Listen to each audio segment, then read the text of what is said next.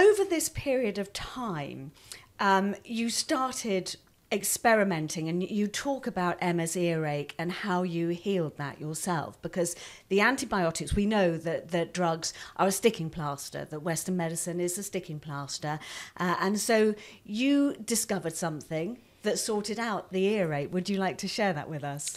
Well, actually, with this, I said to the doctor, will my daughter be on this for the rest of her life, as he's writing the 5th script for antibiotics? And he sent me to an ear, nose and throat specialist who looked in her ears, looked in her mouth, said she's teething, and gave her these drops to keep her eustachian tubes clear.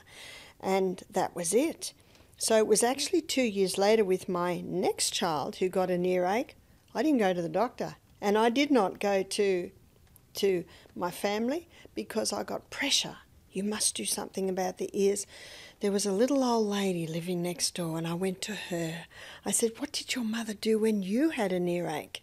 I'm 25, she's 85. And she told me about the cooked onion. So I ran home, I cooked the onion.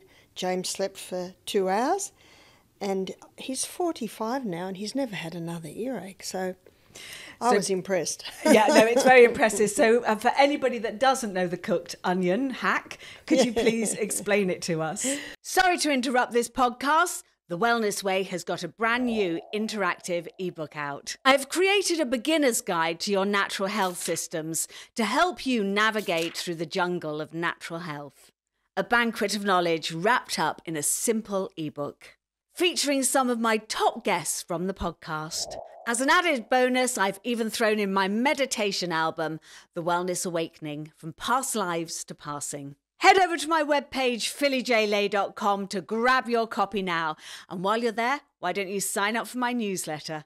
And don't forget to like, subscribe, and share this podcast so we can continue to get this information out. Remember, the doctor of your future is you. Well, I didn't really know much. I just thought, I'll steam it with the skin on. I cut it in half, keeping the ends intact, wrapped it in a cloth, and the open cut bit I put on his ear, of course with a few layers of cloth over. And I knew I had to keep that warm. You know, there is some common sense there. Even though I'd just been told an onion, I sort of realised it had to be kept warm. So he fell asleep. He was breastfed, and I just laid him on the onion on a folded up towel, which I knew would keep it warm, and he slept for 2 hours. And when he woke up, he was happy. There was no evidence. So I went and got a little book with an index in it, and that was my natural remedy book. And I put my first... Oh, wow. That was 1980.